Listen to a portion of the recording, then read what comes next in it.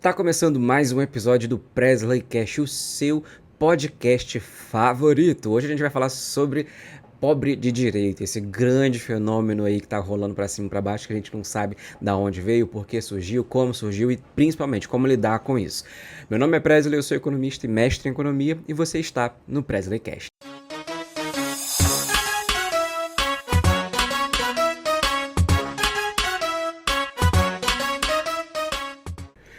Meu bem, vamos pro 7º episódio. Pois é, tô adorando fazer esse conteúdo pra vocês. Espero que estejam gostando. Se não estiverem gostando, apenas finjam e continuem avaliando com 5. Muito obrigado.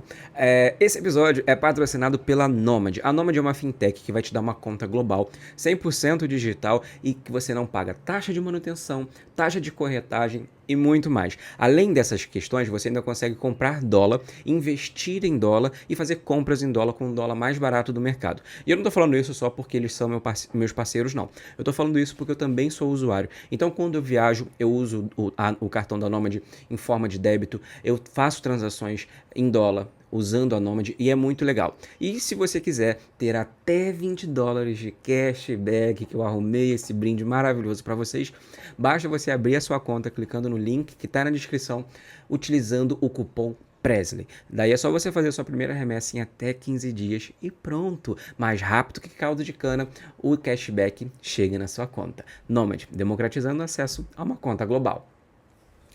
Agora, vamos lá ao nosso querido episódio de hoje. Se você estiver assistindo pelo YouTube, já se inscreva. Se você estiver assistindo pelo Spotify, Apple Podcast, Deezer, o Cacete A4, faça o favor, vai lá, siga a gente também e não deixe de deixar o seu comentário também ao final do episódio.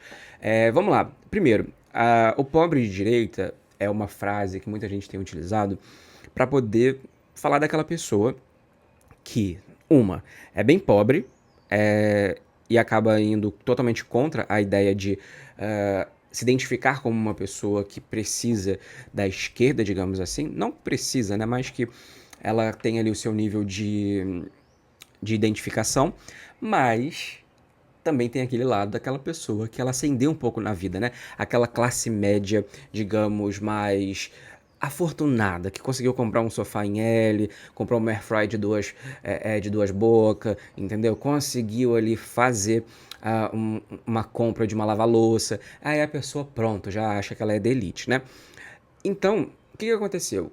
A gente vai tentar explicar aqui como que surgiu esse conceito, né? Não somente o conceito, mas essa galera. E também essa questão da gente observar bastante o que tem por trás e como resolver também, né?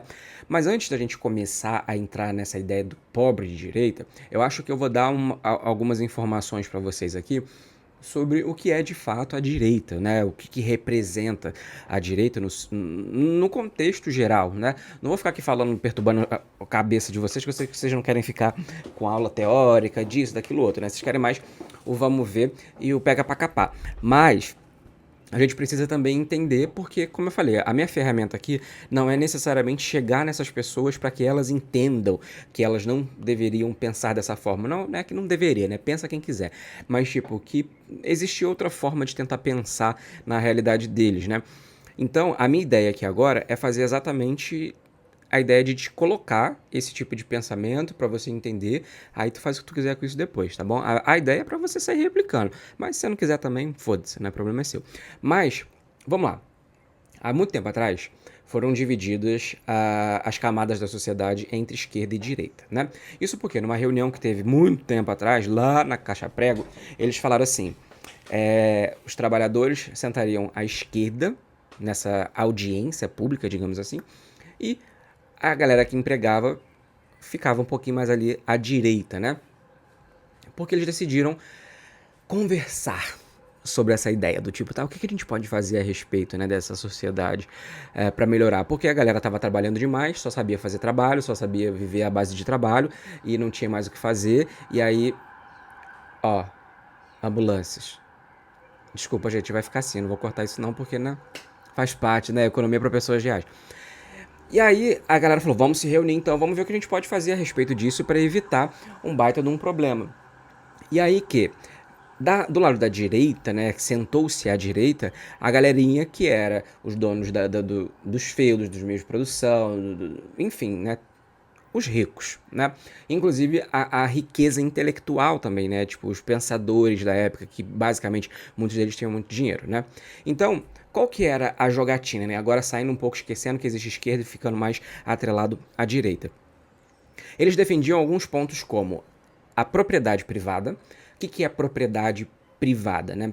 Quando a gente está falando de propriedade privada, a gente precisa entender que não é a nossa casa, tá? Propriedade privada, a gente está falando da propriedade privada dos meios de produção. O que é isso? São as empresas, o que faz os produtos, o que faz as prestações de serviços, as instituições como um todo.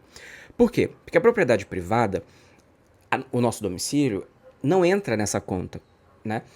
Então, a direita, ela falou, olha, vamos defender a propriedade privada, o livre mercado, que aí vem a concepção do liberalismo, né, que a gente vai conversar também. E o que seria esse livre mercado? É o que o Adam Smith chamou lá no livro A Riqueza das Nações, se eu não me engano é de 1776 ou 7, acho que é 1776. Enfim, foda-se, né, informação irrelevante. Que ele fala exatamente sobre isso. O livre mercado é os agentes econômicos, então eu, você, sua tia, o padeiro, o banqueiro, o governador, todo mundo, nós vamos nos ajustar tal qual um cubo mágico para ser feito. Da melhor forma para todo mundo. Parece legal essa história? Parece legal, mas ela não é dessa forma. Por quê? Quando a gente está falando sobre essa ideia do livre mercado, a gente pressupõe que todo mundo, das duas uma, começou a pensar da mesma forma, todo mundo partiu da mesma forma, do mesmo princípio, só que isso não é verdade, né? Não dá para poder usar a questão do livre mercado, por exemplo, com o João Guilherme, filho do Leonardo, e eu, que sou filho de jardineiro, de pedreiro. Não tem como. Não é não, minha gente? Como é que a gente faz aí o livre mercado interagir entre esses dois agentes que não tem nada a ver com as calças? Então, a ideia do livre mercado, que também era defendido pela direita, que também é defendido pela direita, também vem com esse pressuposto de que, olha, beleza, a gente pode montar aqui a nossa sociedade, mas a gente vai tentar deixá-la que ela vai se ajustando livre. E veio aí, né, também, a partir do Adam Smith, a concepção de mão invisível, né? Então, o que seria isso? É como se fosse uma mão invisível, que o mercado fosse lá, ia pegar você, eu, o João Guilherme, ia colocar a gente no mesmo patamar e ia regular para que os dois exercessem a mesma função. Ou tivessem as mesmas coisas. Só que o que acontece na realidade? A mão invisível está tochada no nosso rabo. Você concorda comigo? Eu acredito que sim. Então, essa ideia da mão invisível, que é autorreguladora do mercado, ela funciona em algumas situações, mas em outras, na grande maioria delas, não funciona. Porque não há a mesma capacidade nem de formação, de ponto de partida, assim também como poder de barganha. Né? Tá aí essa ideia que a gente está vendo agora no Brasil, que é um fruto do livre mercado, que é essa ideia de fazermos como é que chama o negócio que o Temer colocou? A carteira verde e amarela, né? Como é que você vai barganhar com teu empregador por mais salário, sendo que, porra, ele que decide, né? Se ele não quiser falar nada contigo, ele simplesmente fala assim, ok, querida, passa a carteira aqui, ó, assinada, tchau, deu baixo na carteira e você, ó, toma na tarraqueta. Então, assim, não tem muito o que fazer, né? E o terceiro ponto ali que eu chamaria mais atenção, como eu falei, isso aqui não é um episódio falar sobre a direita em si, né? Mas a gente precisa conceituar, é a questão da intervenção do Estado na economia. E diferente do que muita gente acha, falar sobre Estado na economia não é somente Bolsa Família e SUS, tá? O Estado ele interfere na economia de diversas formas, seja com taxa de juros, seja com subsídio, seja com prestação de serviços e tudo mais. Por quê? Porque quando a gente está falando da galera da direita, de fato, que defende esses três pontos, quando a gente está falando sobre a intervenção, o Estado, teoricamente, ele deveria servir a grande massa, a população como um todo. Não servir só a bancário, banqueiro, eu sempre confundo qualquer qual, mas o dono do banco, sei lá, multinacional e tudo isso, né? Então, assim, a direita fala, não vamos intervir no Estado. Ok, beleza. Esse tipo de intervenção eles não gostam quando é para botar no deles. Agora, quando é para fazer um carinho, né, na sambiqueira, eles querem fazer. Então, é um pouco dessas inconsistências também, né? Então, quando a gente está falando sobre essa ideia do que é a direita, ela está meio que baseada ali nesses 3 pontos. Presidente, mas e Deus, Pátria e Família? Pois é, não tem nada disso aí então. Por quê?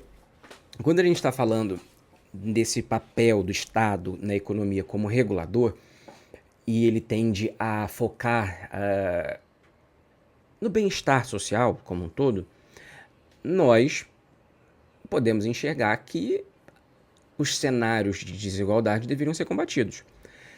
E óbvio, quando a gente está falando sobre a direita, e principalmente a direita brasileira, você vai utilizar de argumentos que vão estar próximos, talvez, mas ligeiramente afastados desses fundamentos, justamente porque esses 3 pontos, quando muito bem explicados, eles não são atrativos para a galera trabalhadora.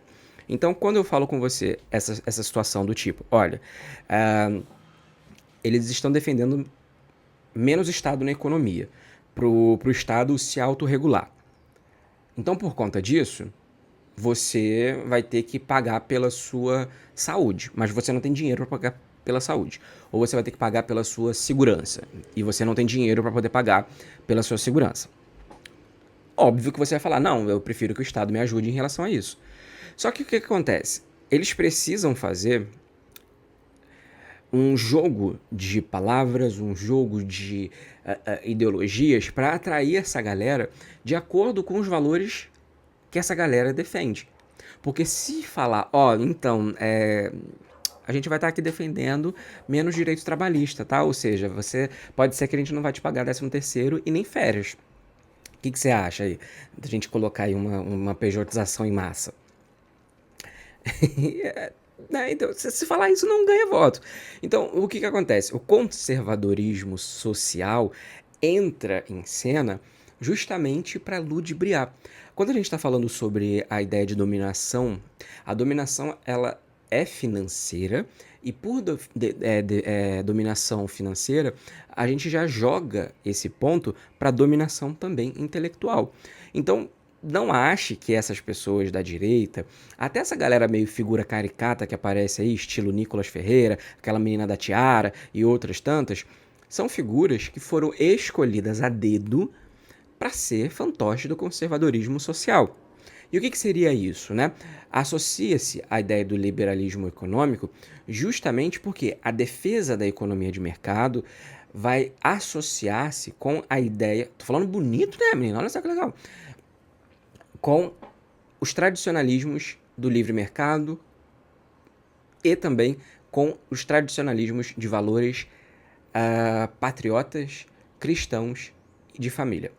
Então, por exemplo, quando a gente pega uma ideia de que o Friedman falou sobre a liberdade econômica e um cara que eu tenho pavor toda vez que defendem ele, que é o Mises, eles falam que a intervenção estatal ela piora a economia, né, nesse sentido assim geral. Mas quando você observa que a única porta de entrada que eles têm é para misturar, eles não essas pessoas, a direita, né, para misturar o conservadorismo econômico, ele só consegue entrar junto com os aspectos sociais e culturais, eles usam isso da forma mais escalada possível.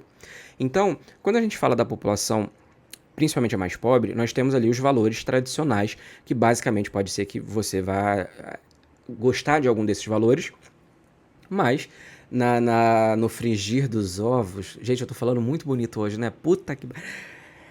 São essas pessoas que vão pensar no conceito de família, no conceito de pátria, né, que é a nacionalidade, no conceito da religião, e no conceito do lar, que é a propriedade, né? Então, o que eles notaram? Se nós surrucopiarmos essas pautas pra gente e começar a utilizar isso como ferramenta ideológica, pronto, tá feito o sorvetinho. E é isso que está acontecendo, né? Então, as respostas que a direita dá para as soluções elaboradas são respostas simples, são respostas eficientes, não eficientes para a economia, mas eficientes para resolver o problema deles. Por exemplo, a questão dos juros, como eu sempre falei aqui. O problema da inflação brasileira, principalmente a inflação, quando a gente está falando a inflação que daqui é híbrida, ou seja, ela tem mais componentes do lado da oferta do que do lado da demanda, é uma inflação que preguiçoso não mexe. Por quê? Porque a inflação híbrida, você tem que mexer no lado dos custos, você tem que mexer no bolso do empregador, você tem que mexer na relação do lucro dessa galera. Só que eles não querem. É muito mais simples, é muito mais rápido elevar a taxa de juros, soca no cu de geral, joga a atividade econômica para baixo e pronto, resolvido, né?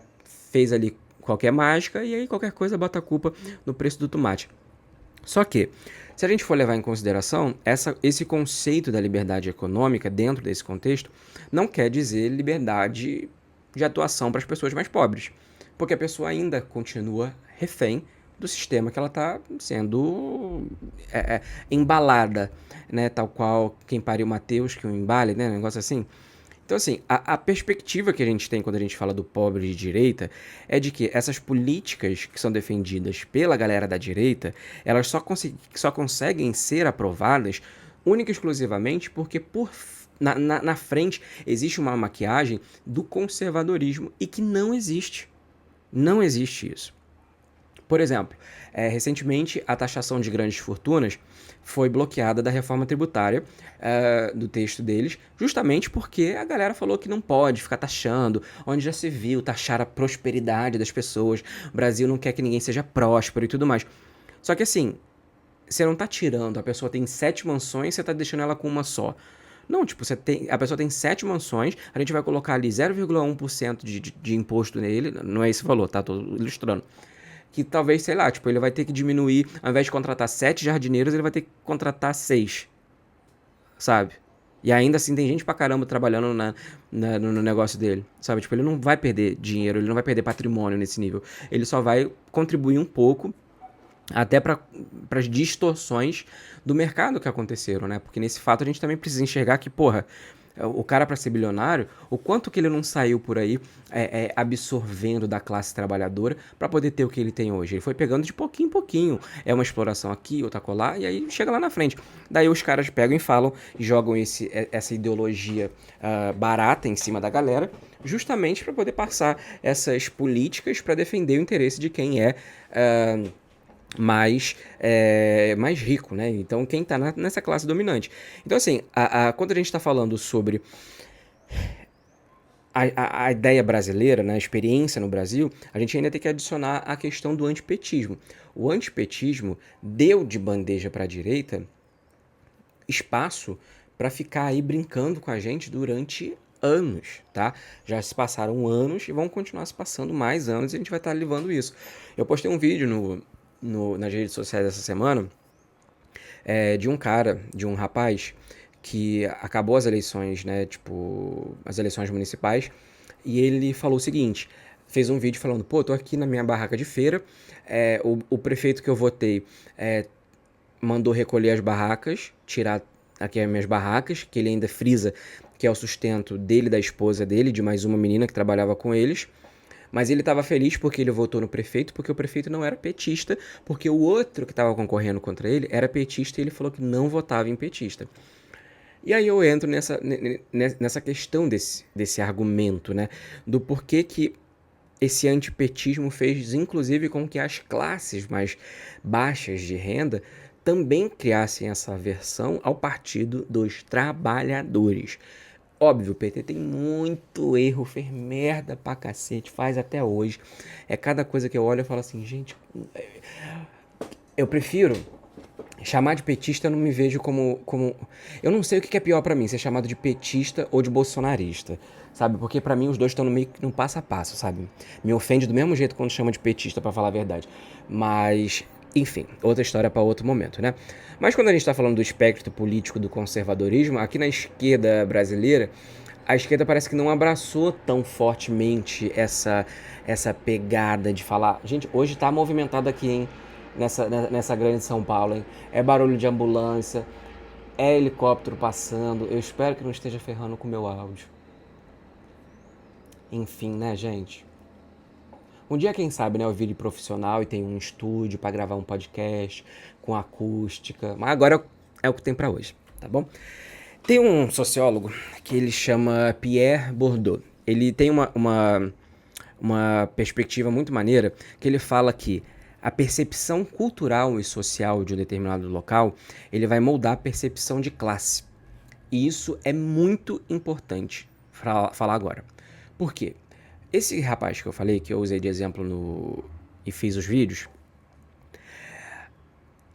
ele tá com uma visão distorcida de qual classe ele pertence. Eu não tô falando que ele deveria ser petista não, tá? A ideia não é essa. É que ele votou num governante de direita que defende, por exemplo, que ele não possa executar o seu trabalho como informal, como autônomo, porque ele não está cumprindo aquela determinada, sei lá, exigência, regra, lei. Da mesma forma que também é dessa ala da direita que vota por menos direitos trabalhistas. E aqui eu não estou nem falando sobre privilégios, estou falando de direitos básicos. Então, bastou jogar ali a ideia desse combo, né? O conservadorismo da cultura social, essa ideia cristã, essa ideia também do antipetismo, para as pessoas distorcerem a classe ao qual elas pertencem. Então, preste atenção.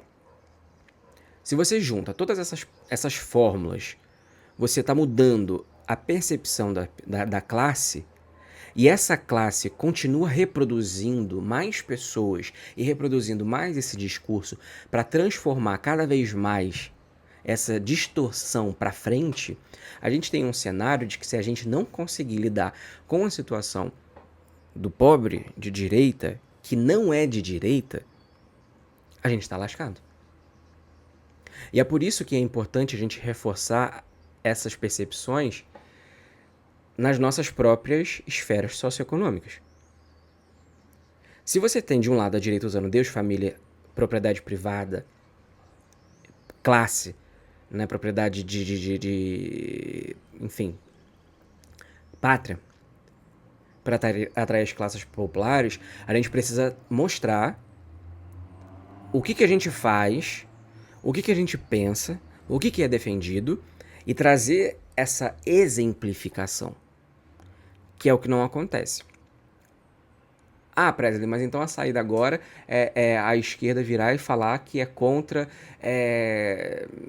sei lá, a marcha da maconha. Não. A ideia é dividir, na minha opinião, tá? Nesse ponto agora que eu tô falando. Dividir o que é conservadorismo cultural, de valor, e o que é conservadorismo econômico. Porque, como eu falei, o conservadorismo sociocultural, ele está chegando na frente, muito na frente, na ideia de percepção de classe. Então, é como se você estivesse colocando uma venda na frente dessa galera, e essa venda, usando esse exemplo desse rapaz da feira que eu falei, da barraquinha, ele está vendado pelo antipetismo, embora estejam carregando e enxotando a única forma dele de ter sustento naquele momento. Então, para ele está saindo no lucro, perdendo a fonte de renda dele, mas pelo menos ele não votou em petista. E ele poderia ter votado em qualquer outra pessoa, não precisava ter votado em PT e tudo mais. Ou apenas dar o voto que a gente chama de voto útil, que eu acho que esse vai ser o ponto daqui para frente. É tentar trazer essa racionalidade principalmente nas massas, né? Eu conversei com algumas pessoas agora próxima do período eleitoral, sobre essa questão, basicamente, de pensarmos em voto útil, né? Então, não necessariamente, usando o meu exemplo aqui de São Paulo, que foi onde eu votei, as pessoas precisariam necessariamente votar no Boulos porque são comunistas. Não. Você vai votar defendendo os seus interesses, os seus pontos de interesse, né? E eu acho que no final das contas, eu acho que isso que precisa existir.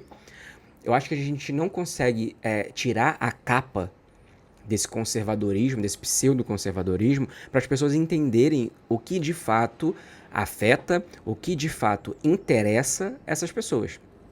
E aí vem a direita nadando de braçada, jogando as políticas que vão acabando com a estrutura deles, ludibriando, inclusive convencendo de que algumas coisas que eles estão inventando é melhor para eles, e que de certa forma tudo tá valendo a pena porque afinal de contas, tirou o PT. Porque afinal de contas não fechou a igreja. Porque não tá perseguindo o cristão. Então, assim, você percebe que são umas coisas extremamente absurdas que nunca existiram, mas que ainda assim fazem sentido para essa galera? Porque você tem os valores pessoais das pessoas muito mais forte do que a questão, a causa econômica, que é a vida, que nós chamamos, eu não gosto de usar esse termo, que é a vida material, que é o que está acontecendo de fato, né? Esses dias também eu vi um tweet da pessoa falando, tipo, eu não vou lembrar agora na íntegra, mas era algo do tipo, eu prefiro ficar sem luz do que alguém invadindo minha casa, né? Fazendo referência de que ia votar no Nunes ao invés de votar no Boulos, né? Aí eu fiquei assim, gente, quantas pessoas devem ter tentado entrar na casa desse homem? Talvez nenhuma. Eu duvido. Mas agora vamos perguntar, quantas vezes ele ficou sem luz, ou ele está pagando mais caro na água, ou a prestação de serviço pública aqui em São Paulo ficou pior? Por causa do Ricardo Nunes, da gestão dele. Então, essa ideia de camuflar políticas econômicas utilizando essa capa de somos Deus, a família, a vida cristã. Cara, hoje você tem uma cacetada de gente que é cristã e é de esquerda. E note que aqui existe uma separação muito clara entre determinados pontos dentro da esquerda que você pode concordar ou não. Da mesma forma que dentro da direita existem pontos que você pode concordar ou não. Então, existem coisas que até eu, que sou uma pessoa de esquerda, vejo na direita e falo, ok, isso aqui faz sentido até inclusive para um governo de esquerda atuar. Da mesma forma que alguém da direita pode olhar para a esquerda e falar, eu sou a favor de melhores condições de trabalho para o trabalhador, eu sou a favor de reduzir a desigualdade, sou a favor de reduzir a pobreza, sou a favor de, enfim, da pessoa LGBT que se casar.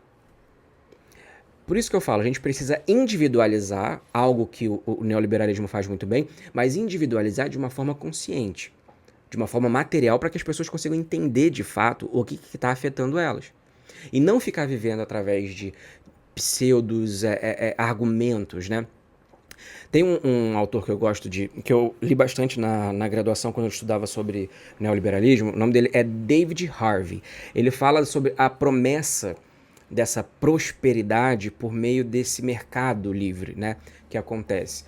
E é muito utilizado, principalmente agora, com esse advento do coach, né, o Pablo Marçal tá aí que não deixa mentir, de que o livre mercado, o empreendedorismo é a única saída para tirar o Brasil da miséria. Isso é também uma outra falácia que acho que nos próximos 2 anos a gente vai enfrentar muito esse tipo de argumento daqui para frente, né? Pautado basicamente por essa ideologia de que o livre mercado é a solução de tudo, né? Bem, no caso, quando a gente está falando, como eu comentei no início, o livre mercado ele funciona quando você está falando, por exemplo, entre Pepsi e Coca-Cola. O livre mercado entre eles dois é muito bacana, porque se você gosta de Coca, você vai pagar Coca independente do valor. Se você gosta de Pepsi, você vai pagar a Pepsi independente do valor. Agora, se os dois, para você tá tranquilo, se tem Pepsi tá ok, se tem Coca tá ok, suave. Você vai pegar o mais barato, o que é melhor para você. E esse tipo de livre mercado é maravilhoso. Telefonia, qual internet você vai pagar, qual loja você vai comprar quitutes da Mari ou Mari do quitute. Você vai pegar o preço melhor, o que você mais gostar e compra. Agora, quando você está falando de livre mercado, sem um Estado que vai regular aquelas interseções, principalmente quando você está falando da relação empregador e trabalhador, você tem aquilo que a gente tem aos baldes aqui no Brasil, que é a famosa desigualdade de renda. E aí vem a desigualdade de gênero, desigualdade por raça, desigualdade regional e por aí vai. Então, a economia global, ela está sendo moldada por uma pequena elite que se beneficia desse mercado livre, se beneficia dessa atuação frouxa, digamos assim, do Estado. Por quê? Porque a partir do momento que você vai precarizando o mercado de trabalho, reduzindo o poder dos sindicatos, o que acontece? Você tem ali o aumento do lucro e o aumento da dominação. E esse aumento da dominação, ela não se torna apenas uma dominação financeira, ela também se torna ideológica. Porque é o que eu falei, hoje você vê a quantidade de pessoas que estão investindo pesado em pessoas e empresas, né? Que investem pesado em financiar a campanha. E eles não financiam campanha porque eles são, ai, poxa, eu confio muito nessa pessoa, ele é um político maneiro, bacana. Não, eles estão financiando porque essas pessoas, mesmo que elas paguem, eu vi esses dias atrás um dado que saiu, que somente um candidato aqui em São Paulo recebeu 30 milhões para a campanha. E esses 30 milhões, independente de onde saiu, né, que basicamente saiu da iniciativa privada, ainda compensa essas pessoas darem 30 milhões, porque eles vão receber de isenção, de abono fiscal, de liberação para atuar em tal local que tem uma reserva natural. Então, ainda assim, esse tipo de apoio, né, para não dizer outra coisa e me complicar depois, faz parte da composição do custo de uma empresa, assim como o marketing, assim como pacote de sonho de valsa e por aí vai. Então, essa ideia de jogar pro neoliberalismo essa concepção de que, pô, beleza, a gente vai tentar fazer com que as pessoas tenham mais liberdade. Só que como que você vai ser mais livre se o contexto de liberdade o qual você está inserido exige que você tenha dinheiro, dinheiro para você viver e dinheiro para você não apenas viver, mas para você ter acesso à informação, para você ter acesso à cultura e você conseguir até enxergar essas distorções. Daí o que eles fazem? Vamos mexer no sistema de educação. E é por isso que hoje você tem esse novo ensino médio, essa sucateação danada do cacete aí de fazer com que várias... como fala? Privatização de escola pública e por aí vai. Né? Por quê? Porque aí você vai pela lógica do lucro, né? Então, os elementos como um todo da direita, eles acabam sendo contraditórios quando você insere essa direita dentro da realidade brasileira das pessoas mais pobres. E não é a pessoa mais pobre somente a pessoa miserável, é a pessoa mais pobre que é da classe média também. Então, às vezes você conseguiu, você tem aí seus 2 carros, você tem a sua casa quitada, você ainda faz parte de uma classe que está muito mais próxima do trabalhador do que de quem dá o trabalho. E isso precisa ser observado porque às vezes você está se identificando com um partido com uma causa que não tem nada a ver com ele. E eu não estou falando partido, estou falando de posição política. É o que eu falo. Se tirar o que a direita pegou como a concepção da religião, o vislumbre sobre a figura divina de Deus, a direita defende a família, a igreja evangélica, a igreja católica e piriri pão doce. Se tira isso deles, não sobra nada. Nada. Mas a esquerda quer fechar a igreja. Não. A gente está aí vivendo anos passaram-se de governo de esquerda. Eu nunca vi uma igreja sendo fechada por conta disso. Vários pastores eu já vi falando que a igreja vai ser perseguida, não sei o que lá. Eu não vi um crente correndo de alguém, de uma drag queen com um pedaço de pau na mão, sendo perseguido. Eu não vi. Então você cria esses fantasmas que vão perdurar nessa situação do conservadorismo sociocultural e você domina essa galera que simplesmente vai ficar iludida. Aqui no Brasil, a direita usa a religião e os valores familiares como se fosse algo deles. E não. A esquerda existe de pessoas que sim, defendem, sei lá, coisas que você ou que a igreja não vai concordar. Sim, da mesma forma que existe gente da direita que concorda que deveria estar até hoje pegando pessoas pretas para escravizar. Inclusive fazem isso até hoje no Brasil. Tem muita gente hoje na direita que defende que a mulher deveria realmente ganhar pouco porque a mulher tem que ficar em casa, cuidando dos filhos. Então, assim, será que realmente faz sentido? O Marx, o famoso, não, né, o polêmico Marx, lá no Manifesto Comunista, ele fala exatamente sobre esse ponto, de que o Estado e o sistema econômico como um todo, ele vai coordenar para que as massas fiquem em posições cada vez mais subordinadas e o valor das tradições e os valores culturais e religiosos vão reforçar essa subordinação. E é isso que eu estou falando aqui com vocês. A ideia não é basicamente fazer com que o slogan da direita seja Jesus Cristo. Não.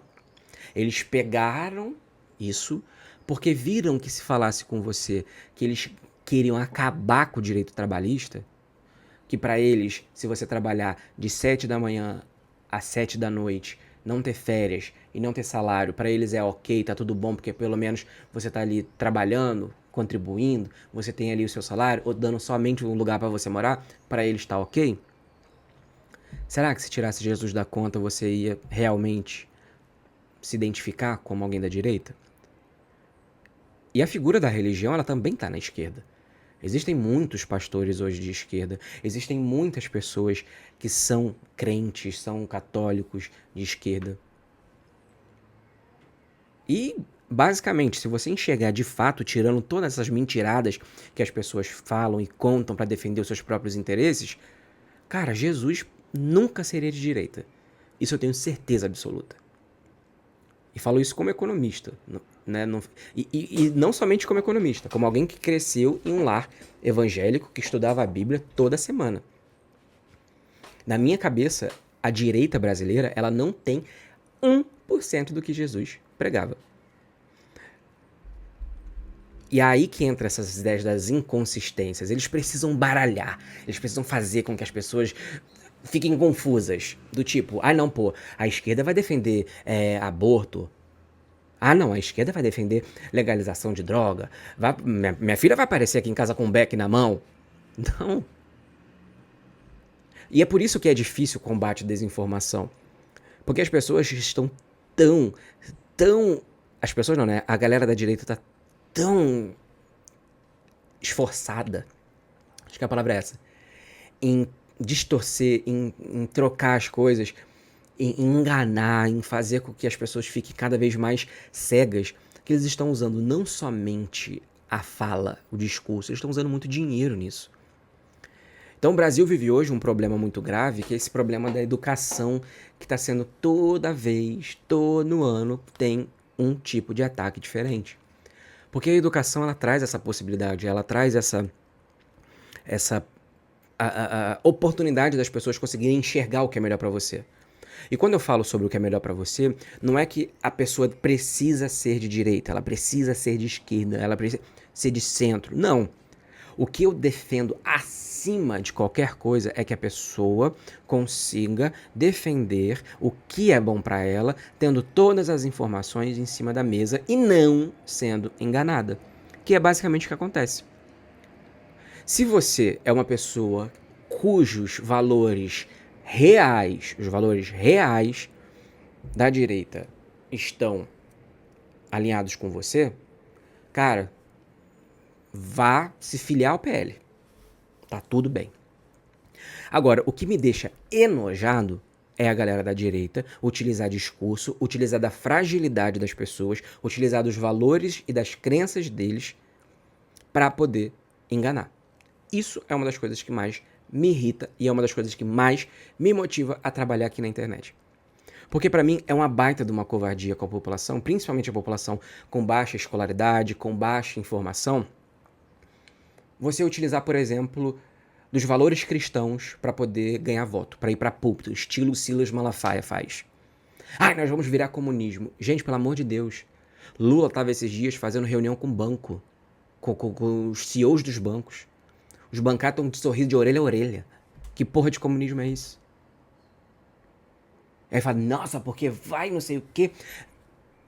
Fica nessa ansiedade de vislumbrar um futuro apocalíptico, caótico, que não existe. Lula tá no 2º ano de governo, não vi uma igreja ser fechada, eu não vi uma pessoa ali passando vendendo beck na drogaria Raia, não vi, muito pelo contrário. Agora, se depender, se vê até a quantidade de um beck já tá levando pra cadeia. A situação tá ficando contrário. E aí as pessoas falam, mas se a esquerda ficar no poder... Não, cara, não é assim. Vamos lidar com as coisas que existem de fato. Porque se a gente ficar lidando com fantasmas, de um lado a gente está focado muito naquele fantasma do comunismo, fantasma da esquerda e tudo mais, e enquanto isso, que é o que eles estão fazendo, é aquela ideia... Provavelmente você já viu um vídeo que viralizou há muito tempo aí, de uma moça que soltaram ela é cuidadora de zoológico, e aí soltaram o gorila e não sabiam que a moça tinha ficado dentro ainda, né? E aí o que fizeram? Falaram, porra, o gorila vai matar essa mulher. O que a galera fez? Ficou ali algumas pessoas chamando a atenção do gorila, chamando a atenção dele ali, mexendo, distraindo ele, enquanto a mulher conseguia correr até a porta, passando por trás do gorila e conseguindo fugir. Basicamente isso que acontece. Enquanto você tá ali vendo o gorila, enquanto o gorila, que é você, tá vendo ali a galera da direita falando banheiro unissex, aborto, vai transformar as crianças em LGBT, que não sei o quê. Enquanto isso tá passando aqui por trás, aqui, olha, o que realmente acontece. Passando por trás de você, todas as políticas econômica que eles estão querendo tirar de você. E no final das contas, pra falar a verdade, eles não estão nem aí da hora da paçoca. Se estão vendendo droga, se estão vendendo, se liberou aborto, eles não estão nem aí com nada. Se você levar a cabo nas situações mesmo de fato, eles não estão nem aí.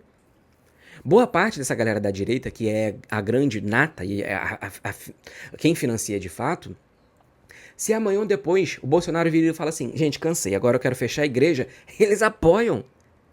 Porque para eles, esse tipo de argumento é única e exclusivamente para angariar capital político. Note aí o Pablo Marçal, que falou várias vezes que ia tirar da política, tirar de cargo público toda a galera lá que fosse pastor de não sei o que, de não sei o que lá. Então, só usam porque faz sentido. Porque gera lucro. Porque gera dinheiro. Gera dominação. Então, a crise econômica dos últimos anos, óbvio que intensificou tudo isso, porque agora qualquer coisa você associa ao PT. E aí você reforça, você vai alimentando esse antipetismo. E eu não tô falando aqui que o PT é gente boa, não. Eu tô falando que o PT erra pra cacete, faz merda beça.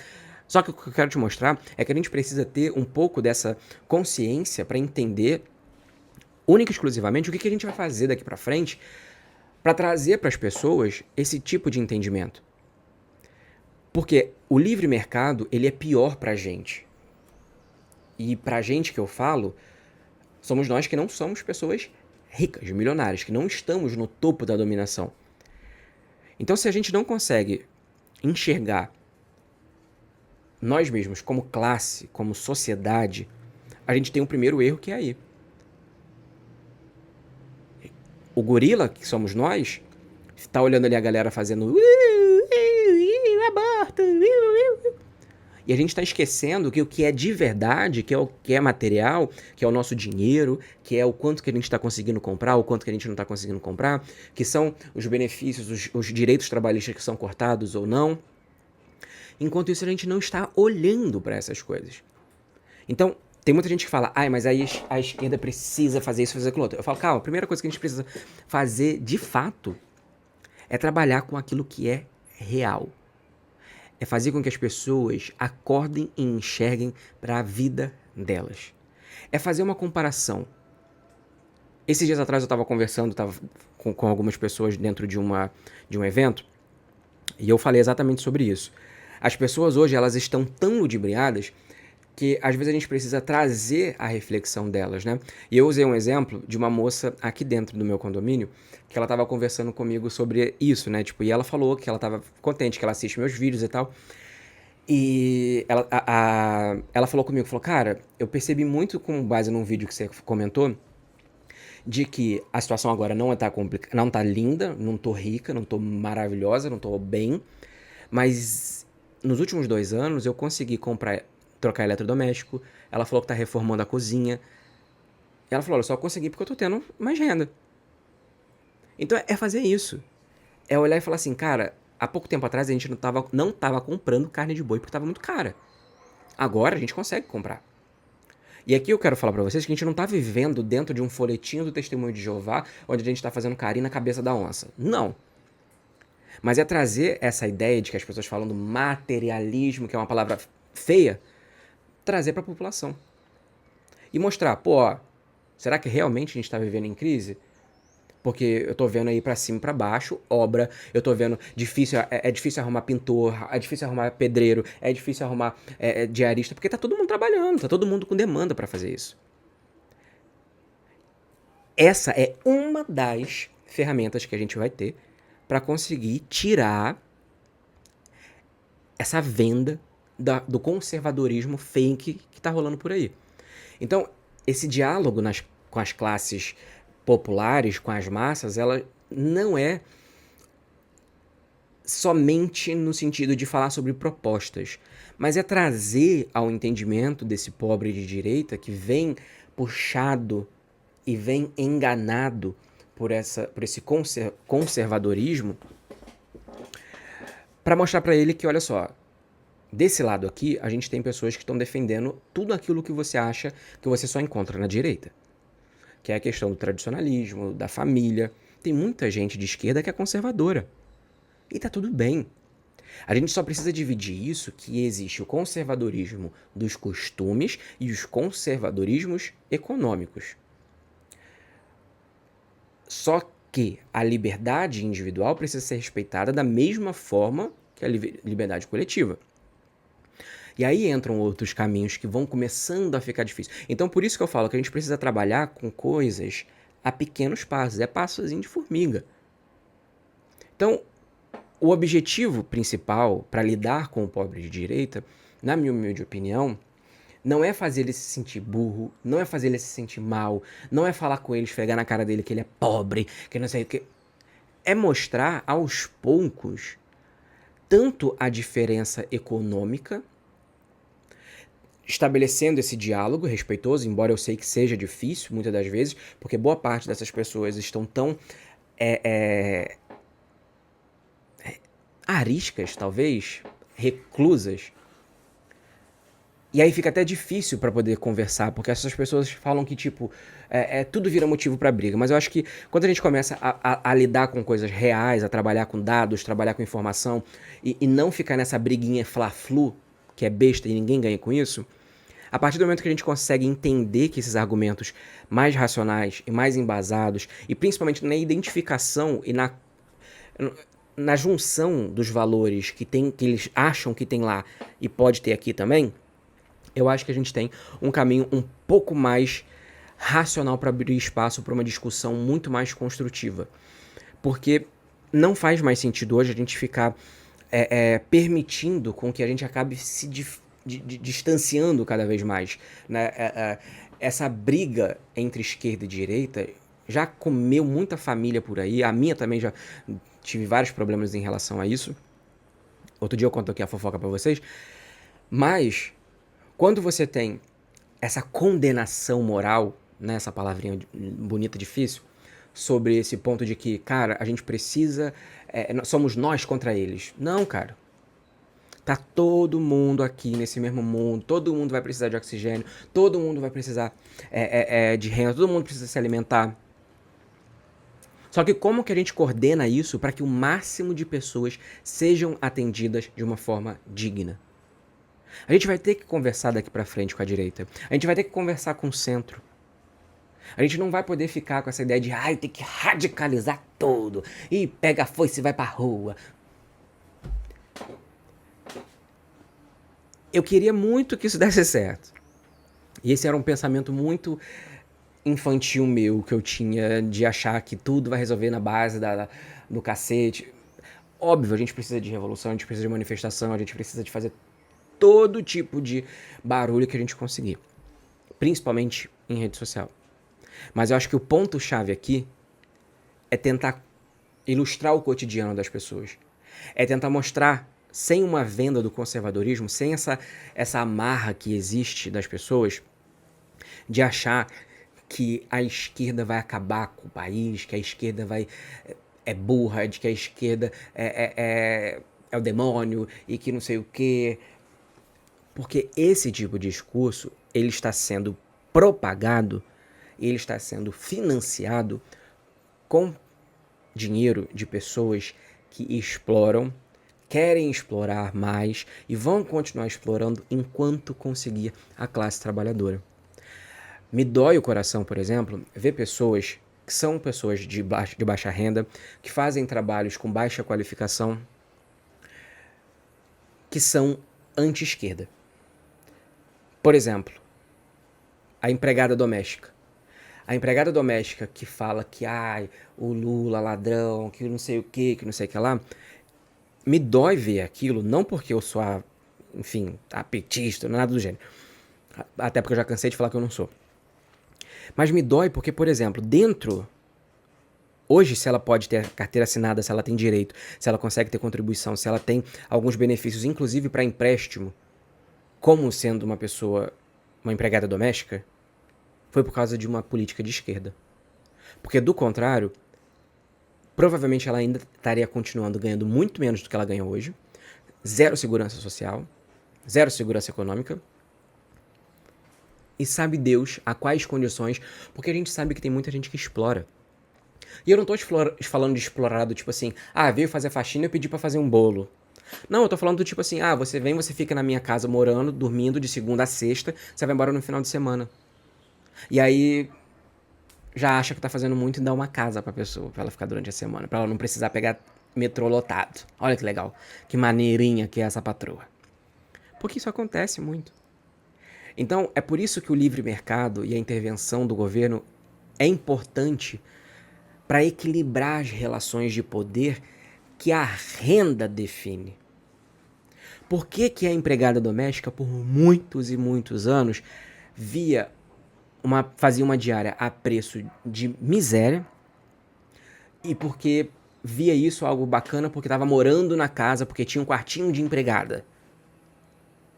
Hoje é muito comum. Hoje não, né? Hoje os novos prédios não se fazem mais isso. Mas existem milhões, milhares, talvez, de imóveis aí que tem o quartinho de empregada. Por quê? Porque as pessoas contratavam e davam um quartinho para a pessoa ficar, para ela não ficar na rua. Dava comida. O que é isso? Escravidão. Será que aquela pessoa ela era feliz ali? Vivendo num quartinho? Tendo que comer depois que a família comia? A situação mudou por causa de pessoas de esquerda. Então eu acho que é resgatar isso, sabe? É trazer pra materialidade, é trazer pro tátil, é trazer pra enxergar de fato o que tá acontecendo. E eu acho que não é brigando, não é apontando o dedo, não é dando soco na cabeça dos outros, embora a gente queira muitas das vezes. É entender mesmo de fato. E eu acho que isso começa também agora dessa preparação nossa. Pessoas de esquerda, pessoas que têm esse entendimento para conseguir observar de fato, olha, como que eu vou inserir no contexto dessa minha tia para ela entender que o governo de esquerda não é essa patifaria que ela tá achando que é. Como é que eu vou chegar na realidade do meu tio que tem uma quitanda para mostrar para ele que, por exemplo, o Bolsa Família contribui para o negócio dele? Como é que eu vou fazer para chegar com o meu marido, com o meu esposo, com o meu namorado, com qualquer outra pessoa, para que ele entenda que a liberdade econômica que ele defende lá na Faria Lima Não é boa para as pessoas mais pobres porque, de fato, as pessoas mais pobres não têm a mesma condição, o mesmo patamar para ser resolvido. Eu acho que conversar agora sobre essa ideia de pobre de direita vai ser um ponto inicial e um ponto importante para a gente ter várias conversas sobre como resolver esse ponto. E antes de mais nada, a gente também entender que a briga maior vai ser daqui para frente e a gente precisa aprender a votar corretamente. E fazer aquilo que eu falei de voto útil. Tentar conversar sobre o voto útil, o voto de interesse, o voto para defender o seu. Tem uma frase que eu sempre falo aqui que é: farinha pouca, meu pirão primeiro. Então a gente precisa trazer esse argumento de que, olha só, a nossa farinha é pouca. Se a gente ficar votando contra a nossa classe, não tem como pegar para o nosso pirão. Então, da mesma forma, como eu falei, eu sou muito adepto à liberdade de escolha de todos. Eu não tô aqui falando isso pra você chegar e enfiar na goela da tua mãe e falar assim: você é de esquerda, filha da puta. Não. Mas é você chegar e mostrar pra ela assim: olha, isso daqui defende a esquerda, isso daqui defende a direita. Ah, mas vai fechar. Não, vamos lidar com a realidade. Qual lado você se identifica mais? Beleza. Então, beleza. Porque tem gente que vai querer. Tem gente que, mesmo pobre, ainda assim vai defender livre mercado, vai defender menos intervenção do Estado, vai defender a propriedade privada dos meios de produção. Tá tudo bem. E note que também existe dentro das esferas esquerda e da direita os extremos. Você não precisa ser extremo e também não precisa ser centro. Você pode ser de esquerda, você pode ser de direita e não ser um fascista e não ser um comunista. E tá tudo bem. É o que eu falo, a gente precisa lidar com a realidade. A gente precisa lidar com aquilo que realmente faz sentido, com aquilo que realmente está posto à mesa. A gente não tem tempo mais para poder ficar esperando. Ai, meu Deus do céu, Lula vai fechar as igrejas. Ah, vai perseguir os cristãos. Ah, minha filha vai aparecer com Beck aqui em casa. Não dá para lidar com fantasia. A gente tem que lidar com o que é real. A gente tem que lidar com hoje, por exemplo, a renda real, o salário real do brasileiro crescendo. A inflação dentro da meta. Setor de indústria crescendo, que está gerando emprego e vai fazer com que gere mais empregos daqui para frente. O setor de desemprego em baixa histórica. Olha só que maravilha, cara. Hoje o nosso cenário é, pô, o cara tá tirando a minha barraquinha aqui na feira, meu único sustento, mas pelo menos eu não votei em alguém de esquerda. A gente tem que sair desse patamar para falar: ok, eu acho que não sou de esquerda, mas vou votar porque eles estão defendendo a minha classe econômica. E é isso. Mais uma vez, a consciência de classe, ela vem com o tempo e ela não vem de forma impositiva. Ela vem de uma forma que você se identifica a partir de informações, a partir de identificação real. Por quê? A direita brasileira, ela não consegue a identificação real com os fundamentos econômicos e até mesmo sociais que eles propõem. Eles precisam dessa capa do conservadorismo, de um pseudo, de um fake conservadorismo, para conseguir a identificação da população, principalmente a população mais pobre. E isso faz, obviamente, que explique o porquê que o Nunes, que é um candidato extremamente de direita, avesso a qualquer figura de esquerda, ganhou na periferia e o Boulos perdeu. Bem, acho que eu já falei demais na cabeça de vocês. Acho que esse episódio foi bem bacana. Foi um episódio mais sério, porque eu acho que ele é mais de conscientização, né? E é isso. Eu quero ouvir seus comentários, compartilhe esse podcast com alguém que você goste. E também não esqueça de avaliar, tá bom? Porque isso é muito importante, inclusive para ele ser recomendado para outras plataformas, para outras pessoas também. Beleza? Na próxima semana estamos de volta com mais um episódio do Presleycast. Lembrando que toda segunda-feira às 6 da manhã. Muito obrigado, beijo no coração e até a próxima.